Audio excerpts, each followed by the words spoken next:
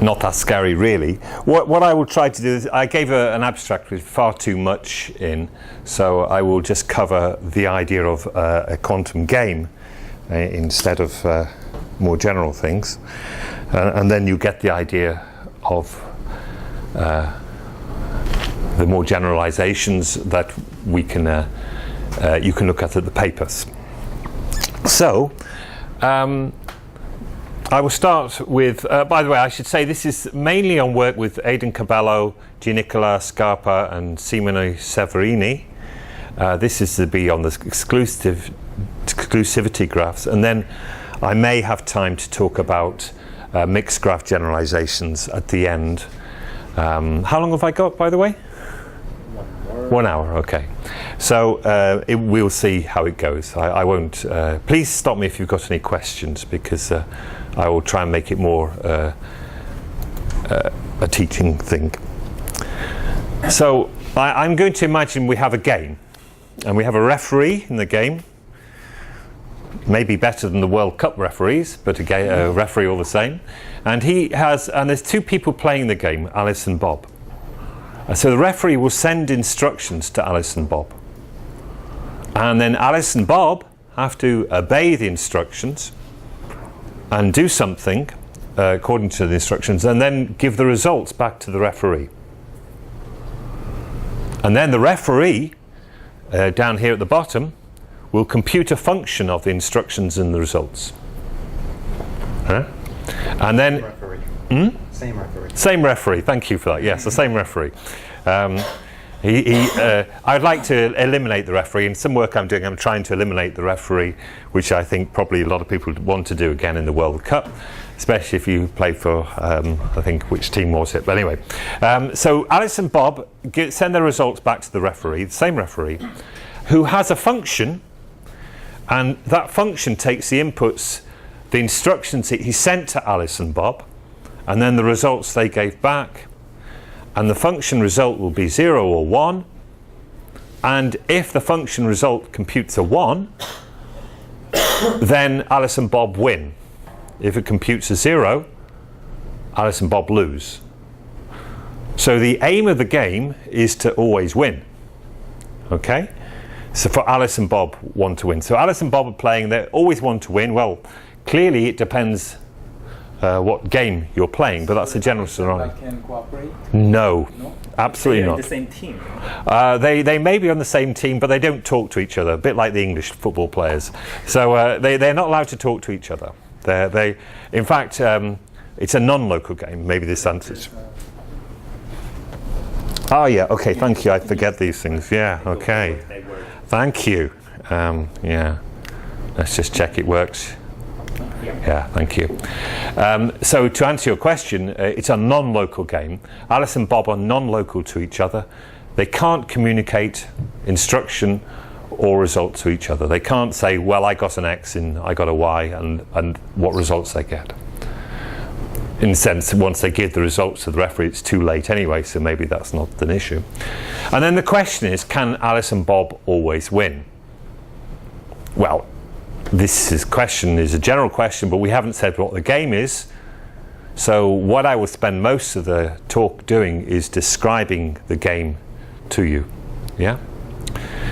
And then I'll show you how if Alice and Bob are just playing this normal game, they can never win all the time.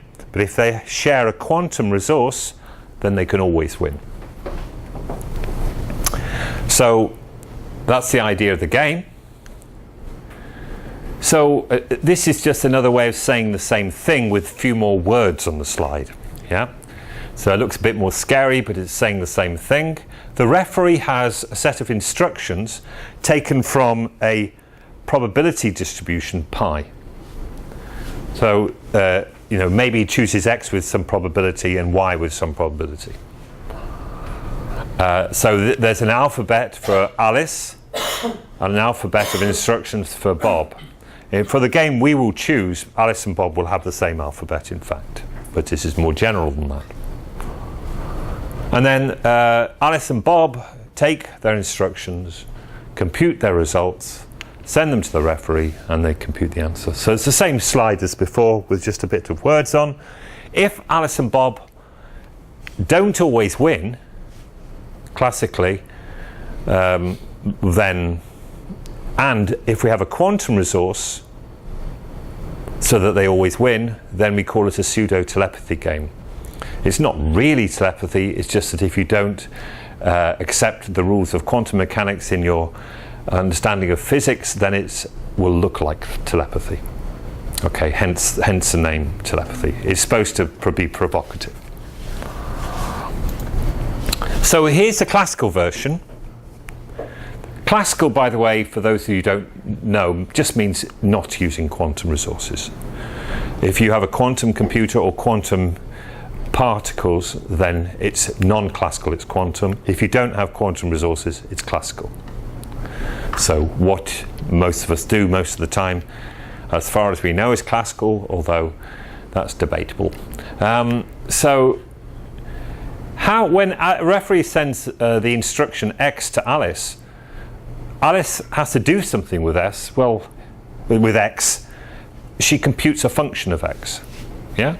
So Alice has a choice of choosing some function, and Bob has some function as well, SB.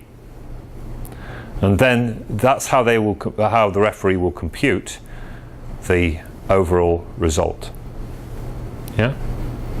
So if you like, Alice and Bob's freedom is that they can choose their SA and SB to try and win all the time. That's what they're trying to do, try to win.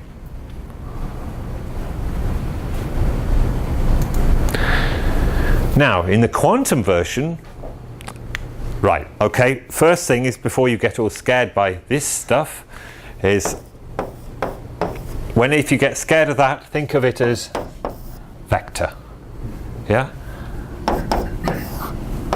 With some numbers in. A, B, C, D, such that the magnitude squared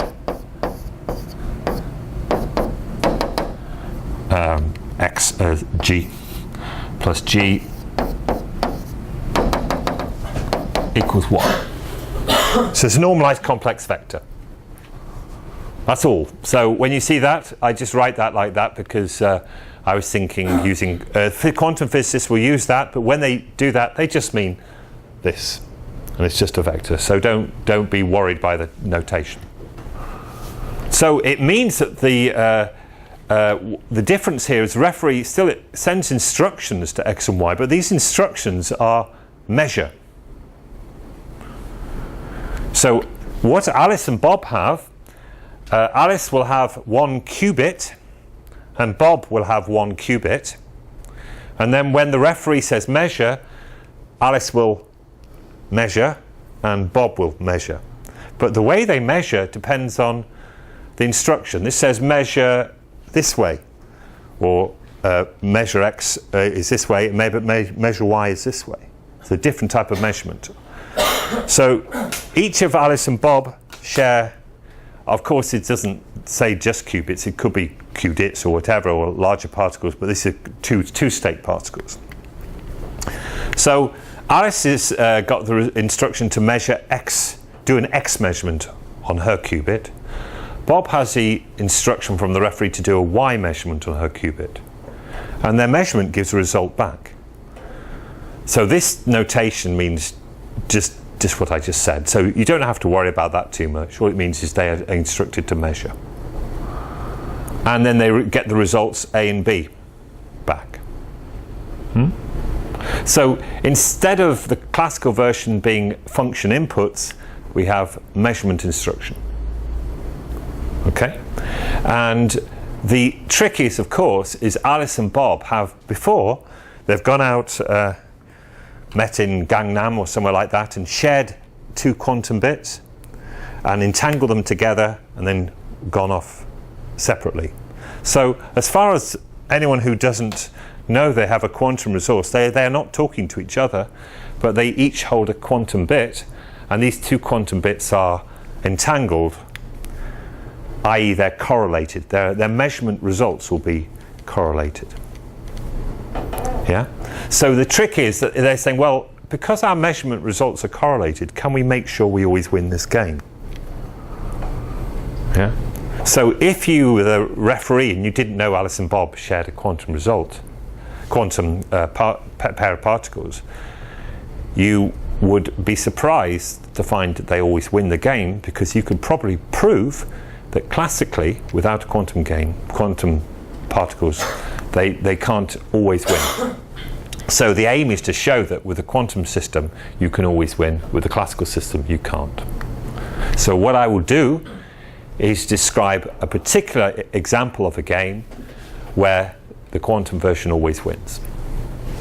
To understand the notation, the P represent kind of projection, yes, like of X, yes, onto A, small a. The projection in this case is that, yes, that's exactly right. The projection is an X projection, so it's a type of measurement projection, and the A result for all, these are the different results you can get. There may be many A results, or A dash A, maybe it's so poor. The output, the small a is really one particular output? Yes, exactly. It's poor notation from me. This is one output from here. So there are many outputs. But what you do is you arrange the game so that the same outputs are obtainable from here and here. Yeah. In fact, for our game, the outputs will be 1 or -1. So it'll be very simple. So let's look at the two, compare them. They look the same, very similar, except that one of them, for the quantum one, they share quantum particles, and the result is not dependent. Alice and Bob don't have to prepare two functions. They don't have to choose function. All they have is their particles, which they're prepared in a known state. I should say that these particles are prepared in a state that Alice and Bob know. So if you like, there's a trick here, cheat, because Alice and Bob had to collaborate before the game. So the classical game, the referee distributes function inputs to the players, and the quantum game, the referee distributes measurement instructions to the players.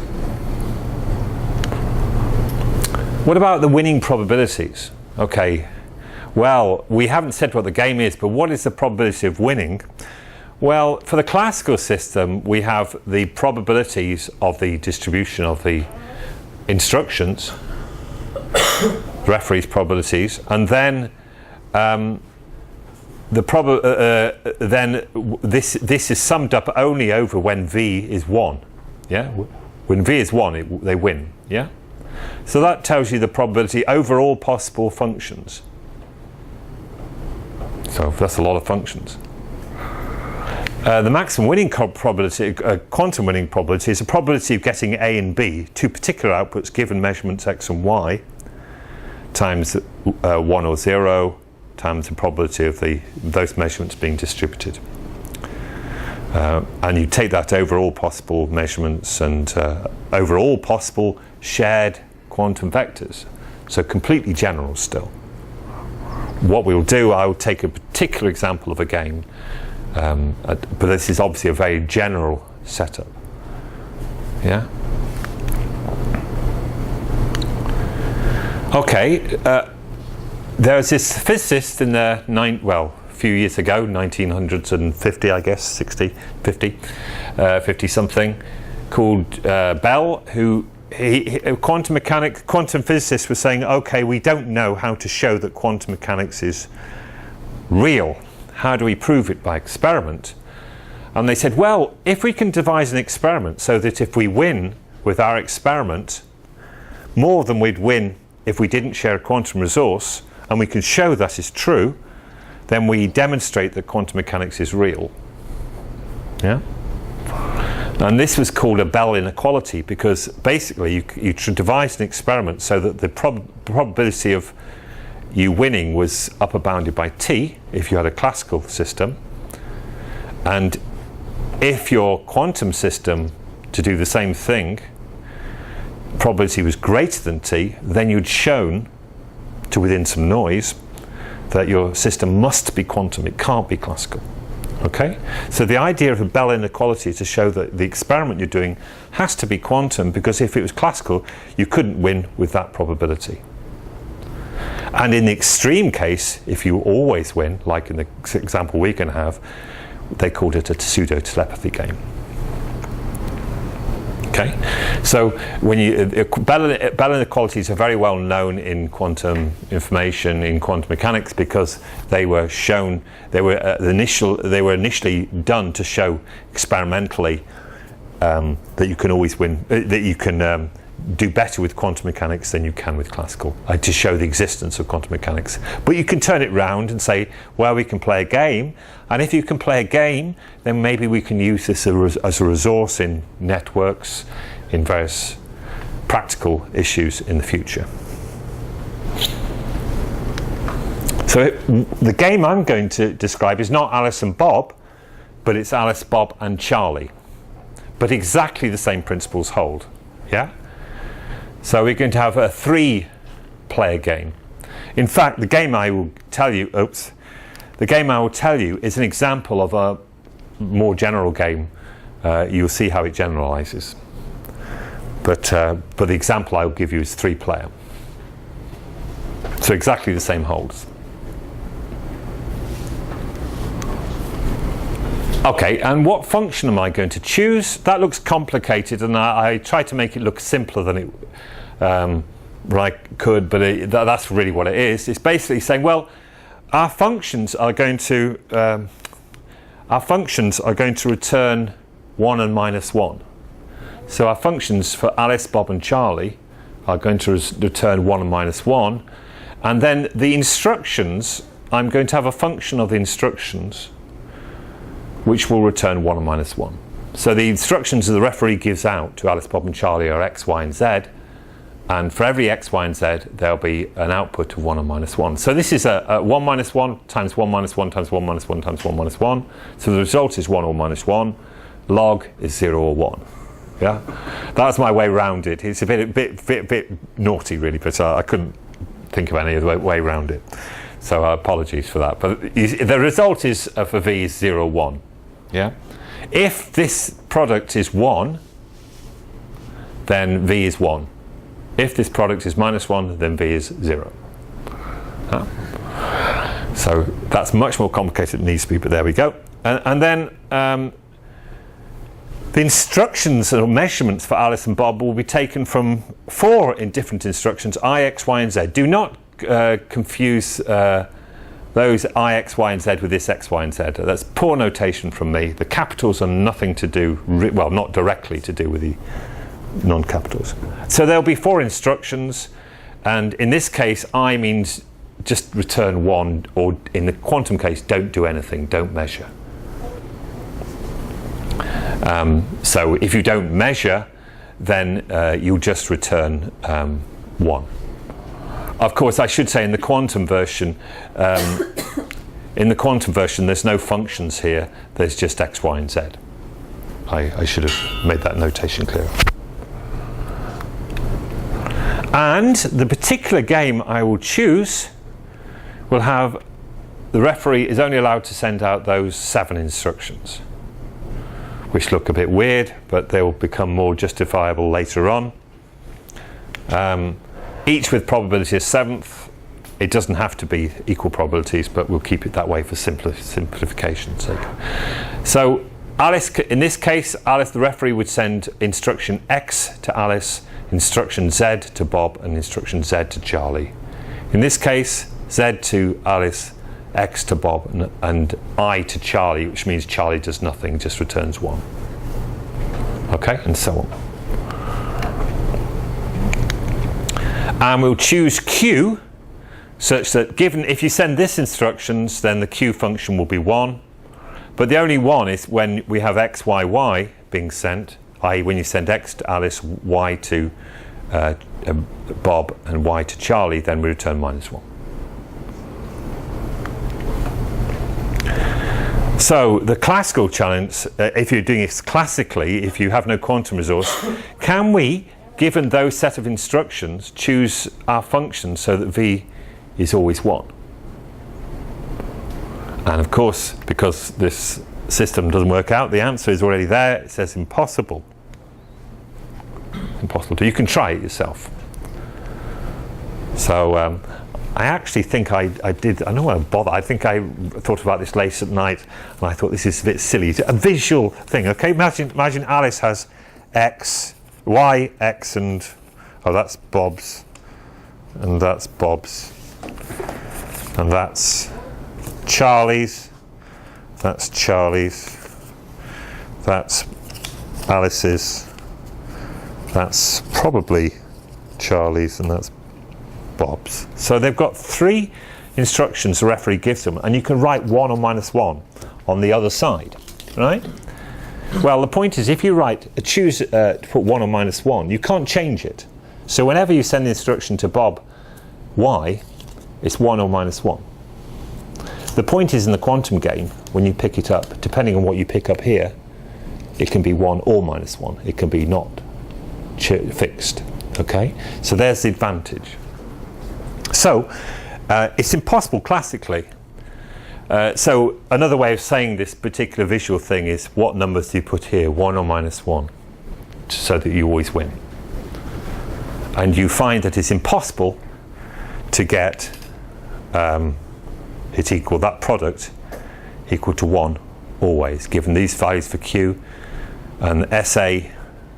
When X is sent, what do you get? It's impossible to get 1 every time.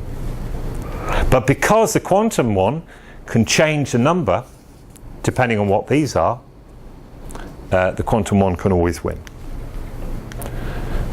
as I'll show you. Okay, I will use a particular quantum system which has got 3 qubits, and they will be called a graph state. It's just a particular type of quantum system of 3 qubits. And now I'll tell you what, in the quantum system, the instructions mean. The instructions are actually something called Pauli matrices. Because when you say a measurement, you can measure by projecting. And these measurements are related to things called Pauli measurements. Pauli matrices. So if you send an X measurement, Z measurement, or Y measurement, then you get certain results back. So for the classical system, you don't use this. For the quantum system, you don't have to worry about how to use that. You just know that it relates to matrices. Because we have a vector, we have a quantum state, and when we project onto that vector, we get results back, eigenvalues in fact. So it's to do with the eigenvalues of related to these matrices. So our graph state, which is this G, which is this vector, is a joint eigenvector of these 3 operations. This is tensor product, so this is a 2 by 2, a 2 by 2, a 2 by 2. So this is an 8 by 8 matrix. And what we mean is that if this is an eigenvector, this thing times that thing equals that thing, where the eigenvalue is 1. So, because we have a nice system like this, we have these 3, we only have one vector which is a joint eigenvector of this, this and this together, so we can represent it by a matrix. But if you notice, that matrix looks very much like an adjacency matrix. If you get rid of that X and just put, instead of Z's, put 1s, you have an adjacency matrix for a graph. So we have a graph state. That's why it's called a graph state. Okay, so Alice will have 1 qubit, Bob will have 1 qubit, and Charlie, they met somewhere beforehand, before the game, to share their 3 qubits and to entangle them in the right way, and now they're playing the game. How do you represent Y? If there is a Y?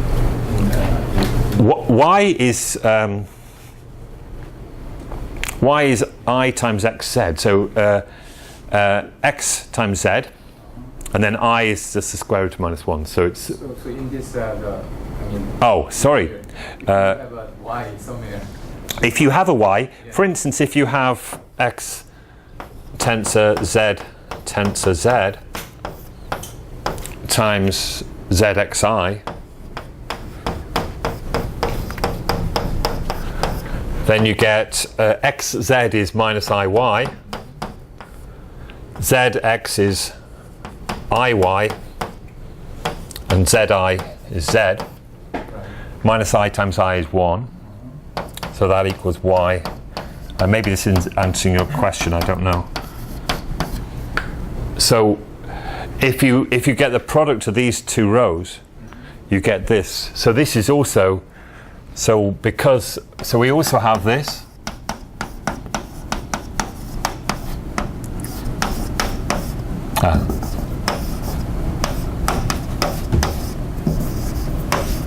Yeah, because it's an eigenvector. So it's not represented here because I chose not to, but I could have done. It's like having omega squared in F4. Yeah. So there's our graph, and our G, our unique vector G, is this thing at the bottom. If you try those matrices, you'll find that this vector here is precisely the joint eigenvector of those three, therefore any product of them as well. I've not normalized it. I should normalize it by 1 over root 8 because it's a quantum state, but in order to get this. But I have done here. That should go there. And because well, yeah, it's also you have this Boolean function notation, but that's useful. Okay, any questions so far? This is our state. So all I've done, Alice, Bob and Charlie have chosen their state. And what's nice is we relate it to graphs. We call it an operator code because we have, if you look back here, we have a matrix of 3 rows. But because if you see we had a product here, any combination of the rows, multiplicative combination, will also be a valid operator. So this is really just repeating what this said. But notice one thing. When we have the 3 rows multiplied together for this example, we get a minus sign. Yeah? That minus sign is very important. That's what makes the quantum game win. The minus sign comes because remember that we have an I here. And that can cause a minus 1 to appear when you multiply things out. And in this case it does. Every other case you don't get a minus sign, just this case. So G is stabilized by those 8 operators. Notice the minus sign. And if you remember, the game we chose had exactly those 7. It didn't include III because III means do nothing. So if the referee sends I to everyone, it just tells Alice, Bob and Charlie don't do anything. So waste of time. But this was exactly the instructions that we just proposed for the game. And now you see why we chose them, because if you have a quantum state like this, 3-qubit quantum state, and they share those instructions, then we'll stabilize the state. So you can see where it may be going. So remember our game, we choose Q in that way to reflect the coefficients of those operators. And just as an aside, if you're interested in F4 self-dual F4 additive codes, like many people are, we could replace X with omega and Z with 1 and identity with 0, and we have an F4 self-dual additive code. So it relates to coding theory as well, where this is F4, so omega is a generator of F4. Okay, so when we measure a graph states, we say, well, okay, if the referee gives instructions X to Alice, what does Alice do with X? Well, she measures her particular qubit. Remember Alice, we have Alice, I can't remember how they're connected. Alice, Bob and Charlie. So if we sent an X to Alice, how is she going to measure her qubit? Well, what she does mathematically, you don't have to worry about the physics, is basically say, well, okay, if I'm given X, basically I apply my x measurement to my qubit, and I'll get the eigenvalue 1 or minus 1 back. And I'll fix my qubit into 1, 1 or 1 minus 1, because these are the eigenvectors of x with eigenvalues 1 or minus 1. Yeah? So the eigenvectors of x, remember x is 0, 1, 1, 0. So the eigenvectors are 1, 1 and 1 minus 1 with eigenvalues 1 and minus 1. So when Alice measures with x on her qubit, she'll get back 1 or minus 1 and fix her qubit into 1, 1 or 1 minus 1. Similarly, if Alice measures z, then the eigenvectors are 1, 0 and 0, 1 with eigenvalues 1 and minus 1. If she measures y, the eigenvectors are y plus and y minus, which have real numbers, but we won't talk about it, and eigenvalues 1 and minus 1. So in all cases, Alice, Bob and Charlie will measure 1 or minus 1, which is what we want. But remember, it related to the eigenvalues. Okay, so that's just summarizing it to the bottom. So now to measure a graph state, if Alice, Bob and Charlie share that graph state, which is stabilized by these, measuring x, z, z. So if the referee sends x to Alice, z to Bob and z to Charlie, then each of them can get 1 or minus 1 for their eigenvalues, and their system collapses to one of these joint eigenstates, one of these vectors, because this is the eigenstate of x, and this is the other eigenstate of x. This is the eigenstate of z. This is the eigenstate of z, and so on. This is the other one. So there's clearly, if there's 1 or minus 1 eigenvalues, then we have 4 choices, because the total system, and this is very important, has to collapse to an eigenvalue of 1. So here we have eigenvalue 1, eigenvalue 1, eigenvalue 1. So 1 times 1 times 1 is 1. Here we have minus 1 times minus 1 times 1, which is 1. Here we have minus 1 times 1 times minus 1, which is 1. And here we have 1 times minus 1 times minus 1, which is 1. So we don't have 8 choices, we only have 4 choices, because we fix it to 1. So Alice knows, Alice, Bob and Charlie know that whatever they do, the total eigenvalue is 1. And there's the trick of the game. Because when Alice, Bob and Charlie measure, they may get 1s and minus 1s back. But if Alice measures a minus 1 and Bob measures a minus 1, then Charlie has to measure a 1. Yeah? But if Alice measured a 1 and Bob measured a minus 1, then Charlie has to measure a minus 1, even though it may be the same. So it forces a connection, and that's the trick. Well, it's not really a trick. So, by the way, these 4 results are pairwise orthogonal, and the product, all 4 cases, the product of the qubit eigenvalues is 1. So if we measure, we get one of these 4 events. This is just repeating what I just said. And what I did notation, what we did in the paper, is said 1, 1, 1, minus 1, minus 1, 1, minus 1, 1, minus 1, 1, minus 1, minus 1, just as their results. So we have 4 events that can take place. Either this event happens when we measure, or this event happens when we measure, or this event happens when we measure, or this event happens when we measure. But classically, if we don't have a quantum system, it's not possible that if I measure something, if I pick this up and it says 1, then the next time I pick it up it says minus 1. That's not possible. Yeah? It's exclusive, so we can't get that and that if it's just a classical system. So what we will do, we'll build a big graph where this is a vertex and this is another vertex and put an edge between them, because they're not both possible. Okay?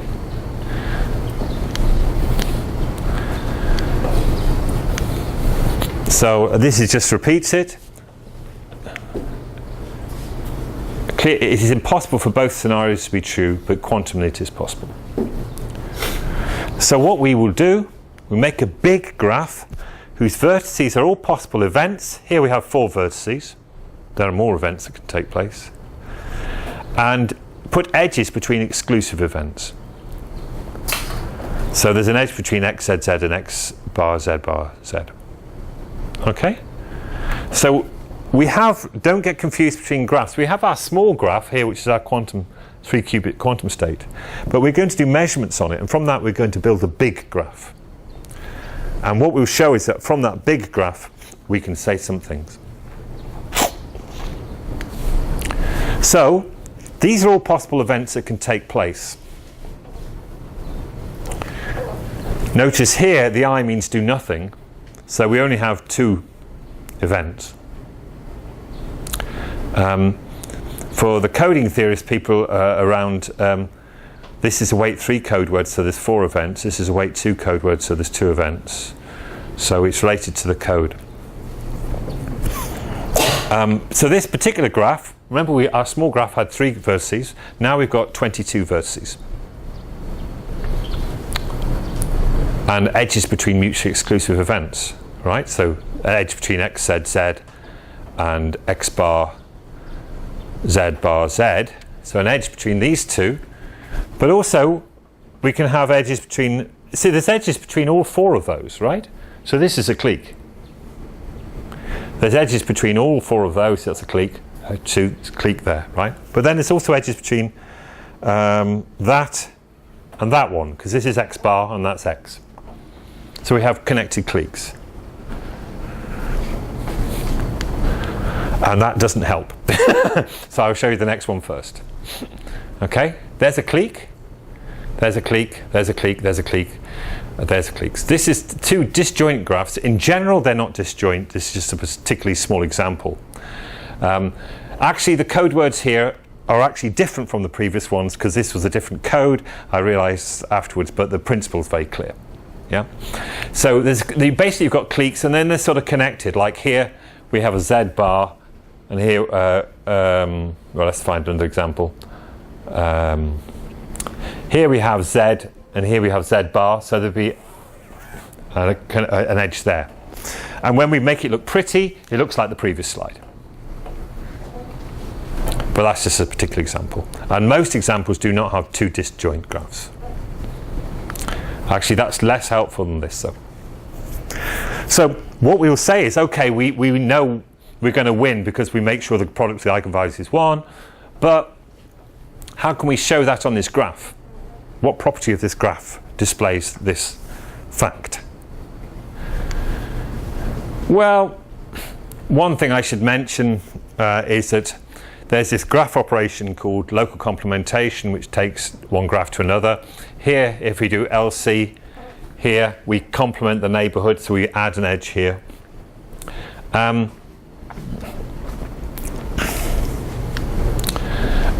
But both graphs will generate the same. So this is, if I complement here, if I do an LC here, I put an edge here, get a different graph state.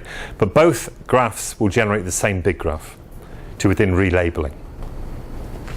So therefore, all members of the LC orbit of the small graphs will generate the same big graph. So if you're into graph theory, then you'll be aware of that. So the pseudo-telepathy game is a property of the LC orbit of G. And it can also be seen as a property of the F4 additive code associated with G. So it's a coded property. So this is just a reminder. I put these slides up before, but just to give you a reminder. This is the game we're playing. The classical version has functions of the instructions. The quantum version shares particles. We have a 3-particle game, not 2-particle. And we have measurements instead of instructions. And then there's a probability for quantum winning and classical winning. And in this particular example of our game, this will be 1, and this will be less than 1. So our pseudo-telepathy graph will use this big graph, given that we had the small graph like this. Even though I think this is 0, 1, 1, 2, and I think the one here was 0, 1, 0, 2. So this is why this is a different graph, but it's equivalent. Yeah. And these are instructions, and the product of the three measurement results times q will always give 1 in the quantum case. So what's our strategy? I said, well, okay, can't I just put 1s and -1s here and for the functions and always win? Well, no, you can't. If you tried to do that, it would always fail. The best you can do is find a maximum independent set in H. So you can win 6 times, but the 7th time you'll lose. So for instance, you could have that assignment for SA, SB and SC, and you'll always win. But if the instruction was ZYY, you get -1 as a result, therefore you'd lose. So it turns out that the big graph, if you look at the independent set, maximum independent set in the big graph, it tells you how many times you can win classically without quantum resources. By the way, if you do it quantumly, you always win, because the joint eigenvalue was always 1. Product of the eigenvalues is always 1, and you can therefore always win. So therefore, the classical probability is upper bounded by 6/7. Doesn't matter what functions you choose, you can never win with more probabilities than 6/7. So Alice and Bob and Charlie can do what they like. If they can't talk, they can only win with probability 6/7. However, if they share this quantum state, they win with probability 7/7, which is 1. So if you imagine doing this game and you didn't know they shared a quantum resource, you'd think they were telepathic. Hence the game. And it then demonstrates the advantage of a quantum resource. You could then imagine what you should do is generalize, think, well, okay, if we've got a bigger graph on a big network, what can we use that for?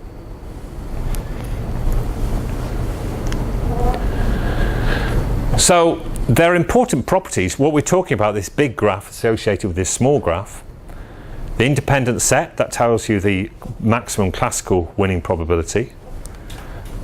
What turns out to be the Lovász number of the graph, which is you take your vectors of your vertices of your graph, and for every vertex in your graph you have a vector, and you maximize over all choices of unit vectors. Again, I've written in this bracket notation, that means a vector like this, that means a vector like that. So you're taking the inner product of vectors, that's all you're doing there, and taking the square of it. Lovász you can see in information theory classical anyway, in Shannon capacity and things like that. So Lovász number, the orthogonal, you map adjacent vectors together. They're adjacent, there's an edge between them if the two vectors are orthogonal. You try and maximize that. So it's quite a big thing to do, but Lovász number will be related to the quantum success probability. And we can prove that this Lovász number is upper bounded by 2 to the n minus 1 using some decomposition of the quantum state, which I won't go into, but it's sort of straightforward. You can show an upper bound for Lovász. What we will then do is show that the fractional packing number is also 2 to the n minus 1, and the fractional packing number is an upper bound for Lovász, so therefore they must both be 2 to the n minus 1. So the fractional packing number of the graph is, say you take a clique in your graph, you assign numbers to your clique such that the sum of the numbers in the clique are always upper bounded by 1, and you do this for all cliques in your graph. And what you want to do is try and make that number as big as possible, and you summarize, so you basically sum up all those numbers, make it as big as possible given this bound for all cliques, and that's a fractional packing number. So these are very much graphical graph theory parameters. They're not to do with quantum theory or anything else. At least they don't seem to be, but apparently they are. So we have that the number of vertices is n, so therefore we get that this is true. So we can show, because of this, because if you imagine we have a clique here, we have connected cliques, so we can always make, we can only get this 1, 2, 3, 4, 5, 6, 7 as the maximum. It's upper bounded by 7. In fact, it turns out that you can get 7. And because the fractional packing number is an upper bound for Lavache, which is also lower bounded by 2 to the n minus 1, therefore must both be 2 to the n minus 1.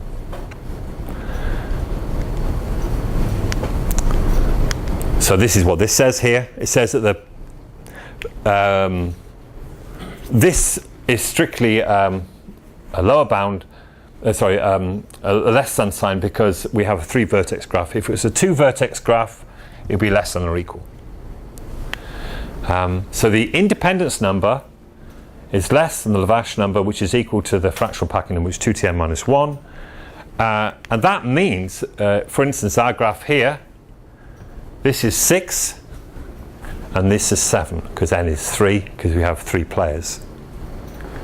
And therefore, we win classically with probability 6 over 7, but quantumly with 7 over 7. I haven't really argued strongly why this relates to the quantum, but I think I will refer you to the paper for a stronger argument, because Lavache showed this bound. We've shown that this must be 2 to the n minus 1. This must be lower bounded by 2 to the n minus 1, therefore it's 2 to the n minus 1. Which is what this says. So for these particular special graphs, it's not always true that the Lavache number is equal to the fractional packing number, but for these graphs it is true. And for n greater than 2, the independence number is less, so we have a gap between the independence number and the Lavache. And what is interesting is how this then translates into classical success of your game to quantum success. So of course we've just taken a 3-vertex graph, we can generalize it, and it's been done to bigger graphs. I have some table in my papers of bigger graphs where we have a bigger gap. This is 6, this is 7, but we can make the gap bigger for stronger graphs, bigger graphs. And this property explains why we have a non-locality game for G, because the independence number is less than the Lavache number. We have a game, non-locality game means we can we win we're more likely to win with the quantum system than the classical system. And then the property of these two being the same is we can't do better, we always win. We win with probability 1. So then it's a pseudo-telepathy game. So what I'm trying to emphasize here is that we have a quantum physics game, an experiment that relates to networks, but it also relates to graphs. And because of this construction, we can be sure that we have a game which wins more with quantum than classical. And I've got 8 minutes, and I don't think I'll go into great detail with this because we haven't got time. But basically, the whole system here is based on the fact that we have a graph which is stabilized by our matrix. If you go back to this graph, here we have x, z, z, x, z, I, x, z, I. So these are our operators. These stabilize our vector, but they also commute. So you can have x, z, z, tensor, tensor, z, tensor x, tensor I is equal to z, tensor x, tensor I times x, tensor z, tensor z. Yeah? They commute. An example of matrices that don't commute is x, z equals z, x. Well, that's not true. There's a -1 here. They don't commute. They're anti-commuting. And the commuting property comes because we have a symmetric matrix, i.e. we have a graph. So what I did with coding in coding theory before is work out, well, what about if we don't have a symmetric matrix? Well, that's symmetric, that one there. Well, this is just saying what I said up here. I forgot. and it's symmetric. What about when it's not symmetric? Well, here's an example of a non-symmetric graph. You see you've got a z here and an identity here, so it's not symmetric. So we have an arrowed graph. We have a mixed graph or directed graph. And you see that the first two rows, here and here, they anti-commute. So this means physically we don't have a quantum state. So I did this in classical systems, in coding theory, and using F4 additive codes, and I thought, well, I don't have any application in the quantum domain. But we do. We can embed this non-commuting matrix in a larger commuting matrix. What do I mean? We take this 3 by 3, put it in the top left there, and border it. In this case, we only need one column. And I put one row to make it like a graph. And then we can then turn that into this graph form. So what we're saying is we have a system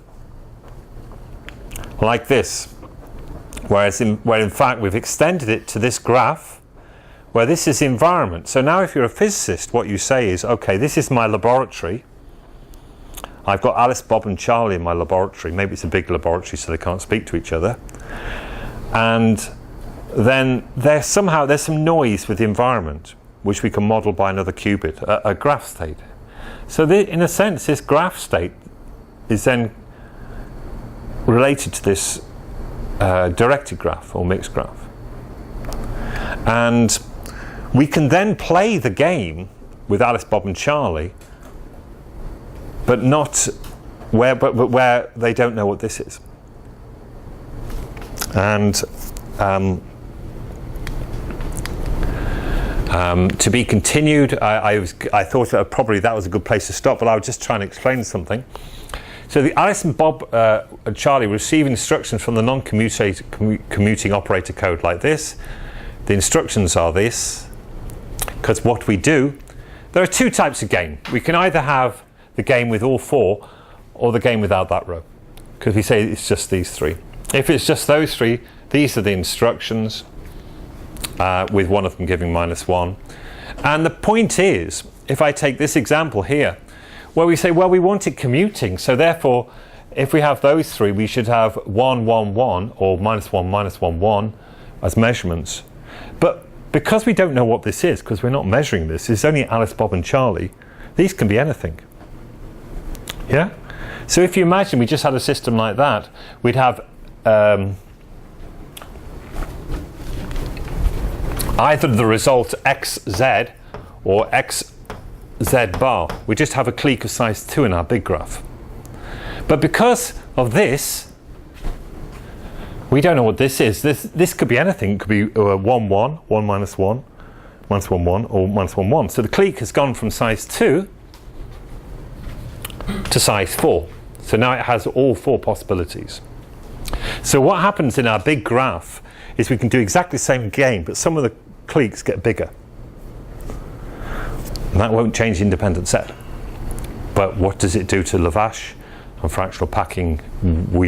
We haven't worked out yet. So it's that's why I put to be continued, because and there's another game we can play with all 4. So what I'm saying is, really, we can play with these directed graphs as well and do generalisations, basically where we don't know the whole system. And then, do we get better games, worse games? Okay, and this is interesting in many contexts. And I think that's probably a good place to stop. Thank you.